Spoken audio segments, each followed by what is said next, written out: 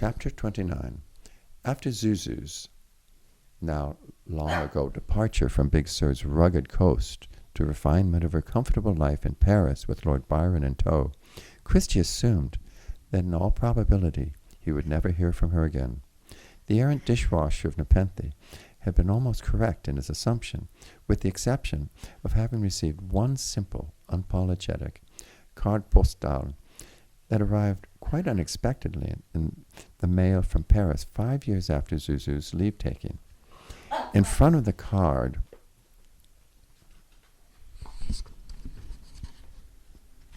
a photograph of the famous Cemetiere des Chiens d'Autres Animaux Domestiques in the Parisian suburb of Vassaré-sur-Seine.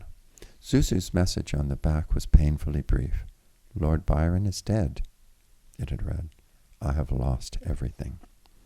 Christy was left to surmise that not only had Byron been laid to rest in the pet cemetery pictured in the front of the postcard, but he had also most likely succumbed to a heart murmur he had been born with as a puppy, the same defect that had rendered him at least saleable runt in his grandfather's otherwise valuable litter, and constituted the main reason why it had been gifted to Christy in the first place.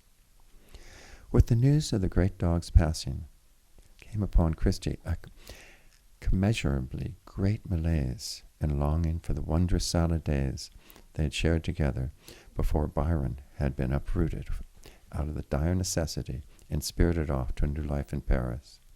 A wistful nostalgia for their carefree and halcyon travels in the yellow VW Westphalia, from his grandfather's estate in Nashville to the rustic goat house in Big Sur, upwelled from the depths of Christy's memory.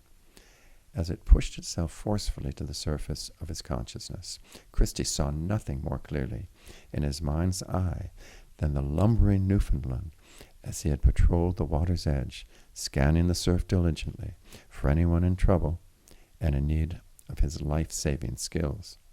It was, therefore, no small consolation for Christy to know that not only had Byron managed to live his own life out as a full expectancy, but also his inevitable death had no doubt come suddenly. It was also safe to assume they had been with Zouzou and cradled lovingly in her arms.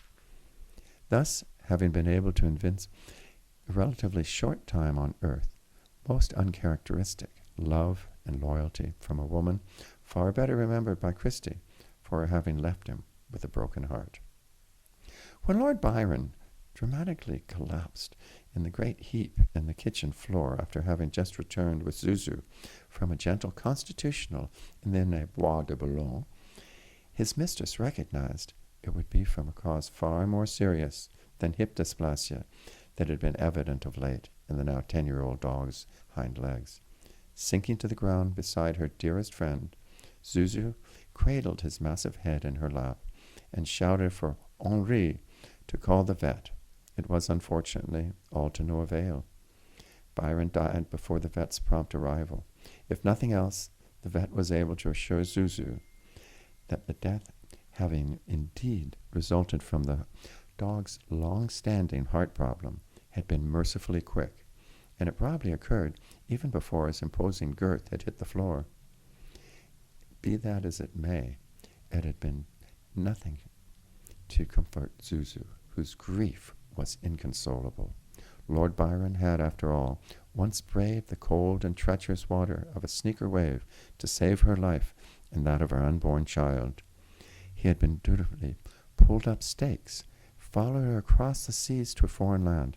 He had never failed her in her times of need, but rather had stood by her side as only a dog can, with all the virtues of man, without his vices, as his namesake poet had once eloquently noted in verse. Lord Byron's passing was therefore devastating, and Zouzou wondered how in the future she could ever find life worth living again. After a somber burial in Cemetiere des Chiens, for which Zouzou had commissioned a headstone that had been carved with an inscription meant to honor Byron's earlier years, spent in the wilds of nature on the Big Sur coast, where he felt sure Byron's spirit would find its way back. Her fatalistic wonderings as to her own future were put to an abrupt end.